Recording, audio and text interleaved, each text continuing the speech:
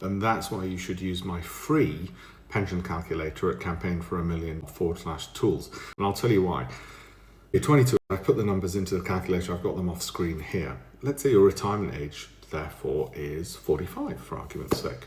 Your current savings is zero and you're planning to put 200 in a month. And let's assume the S&P 500 continues to do a whopping 15% per annum, which is what it's done over the last 10 to 15 years. Now, there's a lot of people, including Warren Buffett, who don't think that's going to be the case. So we've got a big caveat here. I'm going to give you some more warnings about how it isn't as easy as you think.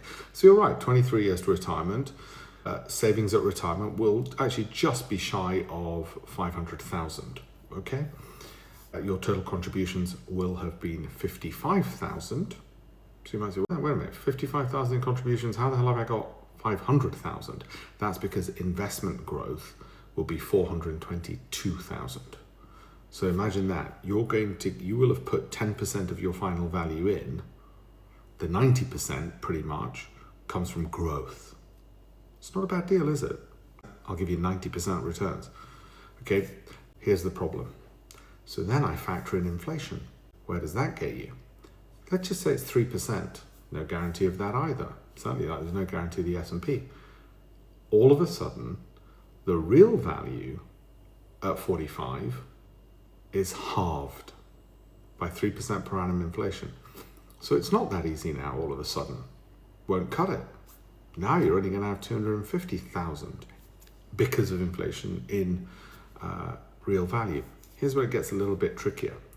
Let's say you can't get the 15. The S&P delivers, let's say 10, which is still considered quite good. All of a sudden, in real terms, you'll only have 107,000. Now you can see why you need to use the calculator, because let's say you're 22 and you start going along this journey.